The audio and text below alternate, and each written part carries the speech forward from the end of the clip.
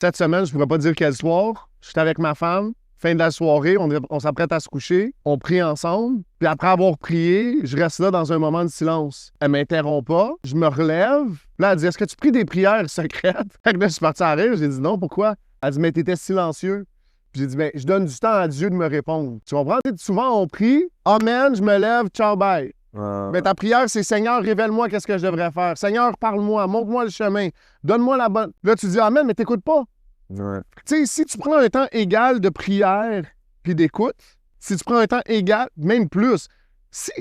Tu sais, moi, je me souviens, on a déjà parlé de ça dans nos études qu'on faisait chez nous à l'époque, mais je préfère que tu lises un verset, que tu médites dessus toute la journée, puis que le lendemain, tu l'appliques dans ta vie d'une façon tangible, que tu me dis, j'ai lu 25 chapitres, j'ai lu la Bible au complet hier. T'as rien retenu, t'as aucune révélation, puis t'as aucune application. Exact. Prends quelque chose, c'est là où la mémorisation, elle a un impact. Parce que tu médites sur un verset, tu le laisses devenir vrai dans ta tête, dans ton cœur, dans ta vie. Puis là, il est un témoignage aux gens. Les gens te posent des questions, puis tu te dis, mais voici le verset qui a causé tout ça.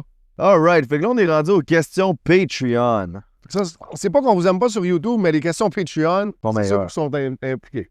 Là, je les ai pas lues, fait que je serai pas